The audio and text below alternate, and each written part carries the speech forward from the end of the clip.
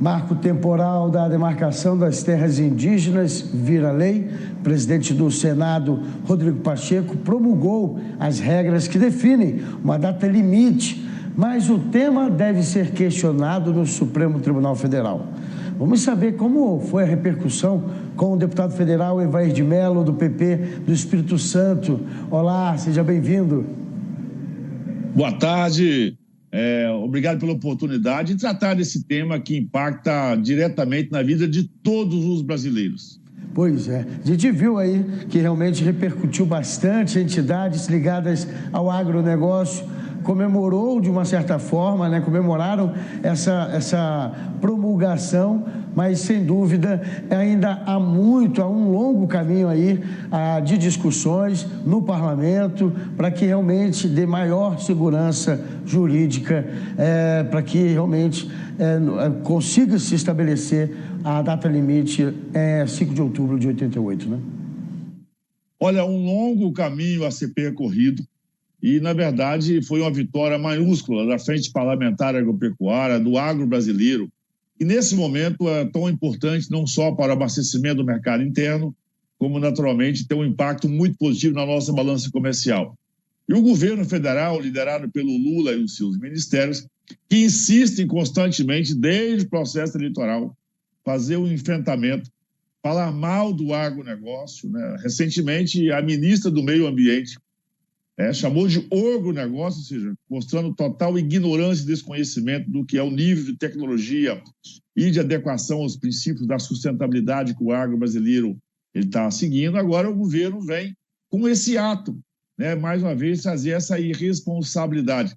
A nossa dúvida é se o Lula ou acabou a tinta da caneta dele, ou ele realmente se acovardou, né, diante dessa posição que o Brasil precisava se posicionar para trazer segurança jurídica, principalmente no investimento. Agricultura é negócio a céu aberto, a agricultura não tem contra-cheque. Nós temos que imaginar, né, que o investimento de uma colheita é feita 24, 48, 36 meses antes. Portanto, é um planejamento de médio a longo prazo.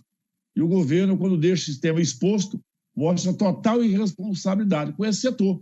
Como eu disse, é importante tanto para o social, para a produção de alimento interno, quanto para a balança comercial externa. Deputado, quem defende, né, que realmente não deveria haver aí um marco temporal, né, deveria sim se estabelecer um consenso nessa área que já é ocupada por certas aldeias, né, por certos indígenas. Tudo tem seu espaço, né? Ou eles defendem que a agricultura cada vez mais seria sustentável usando pouco terreno e produzindo mais, ao invés de se expandir mais a área. O senhor pensa nesse sentido que seria importante se garantir um consenso de territorial, mas que o agro não precisaria estar expandindo mais terras? Olha, o crescimento do volume da produção agropecuária brasileira dos últimos anos deveu-se à aplicação de ciência, tecnologia, inovação e muita modernização. Não foi sustentado na abertura de novas áreas. Quando você olha o tamanho do território brasileiro, percebe-se que pouco mais de 8% do território brasileiro é destinado à produção agropecuária. Mas essa mesma é feita com tanta eficiência, com tanta competência, que acaba assustando outros setores e principalmente essas ONGs, esses grupos ideológicos do atraso brasileiro. E, claro, tem uma pressão internacional de ONGs internacionais que operam com outros interesses, porque sabem que o Brasil é muito competente, é muito eficiente, tem dado resposta em questão de produtividade. Quando comparado com a questão indígena, os indígenas hoje já têm à sua disposição. Você imagina que um único índio no Brasil, né, se você colocar percentualmente do que já tem à disposição, né, são em torno de quase 250 hectares por índio.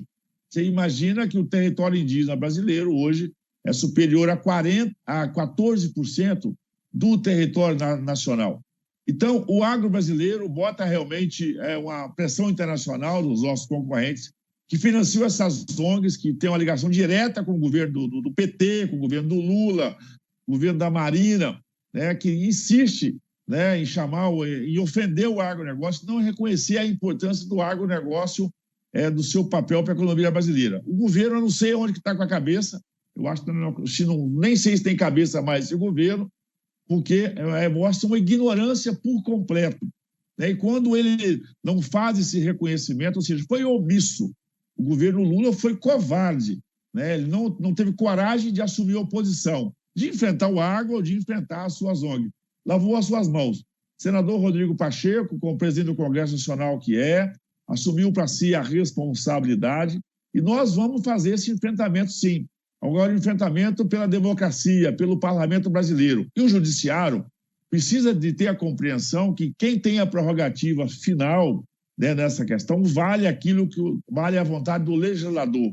Né? O judiciário não pode querer legislar e se envolver num assunto que já está precificado, já está pacificado e tem maioria absoluta consolidada dentro do Congresso Nacional. O judiciário fazer o enfrentamento do Congresso nesse tema mostra mais uma vez que o judiciário sai da sua prerrogativa, que é a interpretação do caso do Supremo, se concentrar na interpretação constitucional e resolve fazer o enfrentamento do legislativo.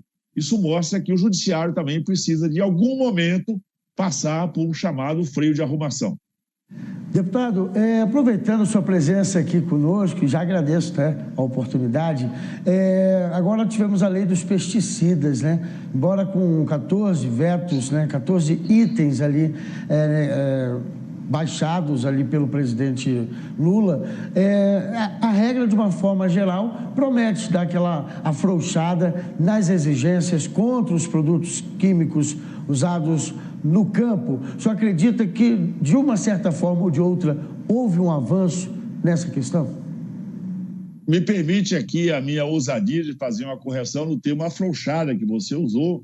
É um termo que não tem o nosso entendimento. O que nós fizemos, na verdade, é criarmos um processo para a agilização do processo de registro, vamos dizer assim, de novos produtos fitossanitários para o Brasil. Você imagina que hoje nós trabalhamos, em média, 7 anos, mas tem algumas moléculas que levam 10, 12, 14, 15 anos para ter a sua autorização. Com o nível de tecnologia hoje, sempre faço essa comparação, você imagina que os smartphones, os computadores, os carros, os equipamentos hoje são atualizados quase que anual. Eu não posso imaginar que eu vou demorar aí 7, 8 anos para registrar um novo produto. O que nós estamos trabalhando é para criar um processo para desburocratizar o processo, respeitando todos os princípios e usando algumas normativas internacionais. Por exemplo, o país que nós exportamos para ele, que lá tem uma molécula que já está liberada, funcionando, não tem nenhum impedimento para que essa molécula possa ser trabalhada e processada aqui no Brasil. O presidente da República, naturalmente, tem dificuldade também, porque é um tema... Ele tem essa dificuldade do bom relacionamento para com o agro, orientado aí por suas ONG e por muitas corporações, uma vez que nós estamos simplificando o processo. Nós, da Frente Parlamentar Agropecuária, reconhecemos do Ministério da Agricultura, né, do competente trabalho que os técnicos fazem, tem que ter a legitimidade de liderar esse tema. E, pontualmente, naturalmente, o governo é um só. O Ministério pode consultar o IBAMA, o Ministério pode consultar a Anvisa, que precisa de ter, inclusive, nós criamos isso, a autonomia financeira para tocar esses processos. Eu não posso parar um processo de certificação de um produto novo em função da falta de investimento nessas agências ou nesses institutos, ou até no próprio Ministério. O governo, naturalmente, pensa em centralizar os recursos todos nele, não autoriza a criação desses fundos para dar autonomia à Anvisa e ao IBAMA quando forem necessárias, e nós entendemos que os técnicos do Ministério da Agricultura têm competência e expertise. A defesa sanitária brasileira é uma referência no mundo. O Brasil só está de pé nessa produção agropecuária, entre os fatores importantes, está na competência dos técnicos do Ministério da Agricultura que coordenam aí a defesa sanitária. Portanto, centralizar esse trabalho do Ministério da Agricultura e dar a esses técnicos essa delegação de competência também é uma forma de agilizar esse processo, porque nós queremos moléculas novas, moléculas com muito mais eficiência, e isso tem, inclusive, reduzido, né, de forma significativa o volume de defensivo a ser aplicado. Uma molécula nova, ela é mais eficiente quando é aplicada com precisão e com agilidade. Então, nós precisamos dessa agilidade para darmos, inclusive, uma resposta cada vez mais sustentável à produção agropecuária brasileira. Eu sei que o tempo do senhor também é corrido, né? A agenda aí, finalizando o ano, deve estar também cheia. Mas olha só, deputado, é só para uma informação, segundo o mapa, o Brasil é o maior consumidor, né, desse tipo de produto. Entre 2019 e 2022 foram liberados 2.181 novos registros, o que corresponde a uma média de 545 por ano. Em 2023, somente neste ano, foram 505 novos registros de pesticidas. O senhor acredita que pode se ampliar esse leque? Eu também acho que a tecnologia já avança bastante cada dia, e é possível que esses registros sejam realmente avaliados com mais celeridade. Então, o senhor acredita que poderíamos ter um leque maior de opções de produtos no mercado, com mais eficiência até? É preciso registrar que nos governos anteriores do Lula e da Dilma, eles burocratizaram demais e travaram a liberação dessa nova molécula. Com o governo Temer e com o governo Bolsonaro, né, foi simplificado o processo burocrático, não técnico. E, naturalmente, nós ganhamos agilidade nesse processo de liberação.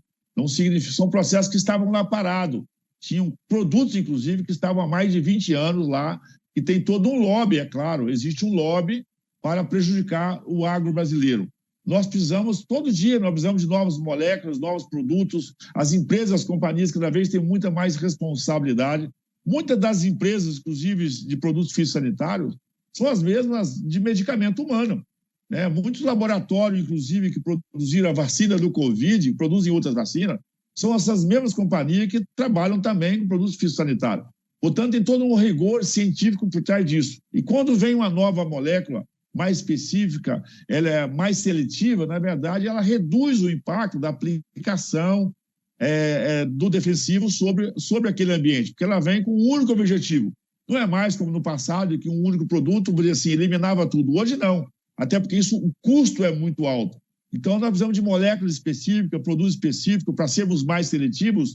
Isso, inclusive, reduz o custo de produção e barateia para que o alimento possa chegar com qualidade sensorial, de aroma, sabor e aspecto ao consumidor, e também um aspecto sanitário. Nós precisamos de uma planta saudável para que ela possa chegar no consumidor, para que ela possa ser transportada por todo o país e para que ela possa ser exportada. Quanto a esse volume que o Brasil é o maior consumidor, isso é relativo.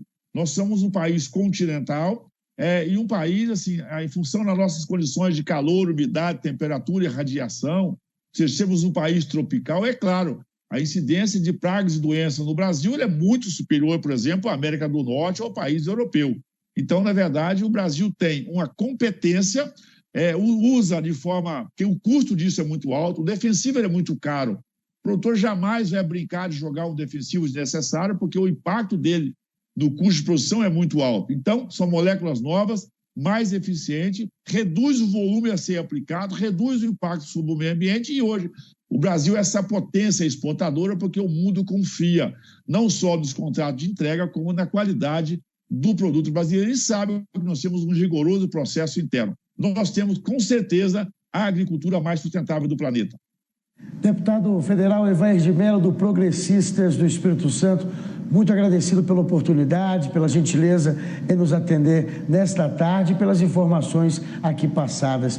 Excelente 2024, que bons trabalhos sejam desempenhados lá no Congresso Nacional. Um grande abraço, obrigado e parabéns, realmente, vocês fazem um trabalho maravilhoso e muito importante para comunicar o agro brasileiro a todos os nossos queridos brasileiros que estão nos 4 cantos do país assistindo e tenham boa informação de qualidade pelo canal de vocês. Muito obrigado e assim vai continuar ano que vem.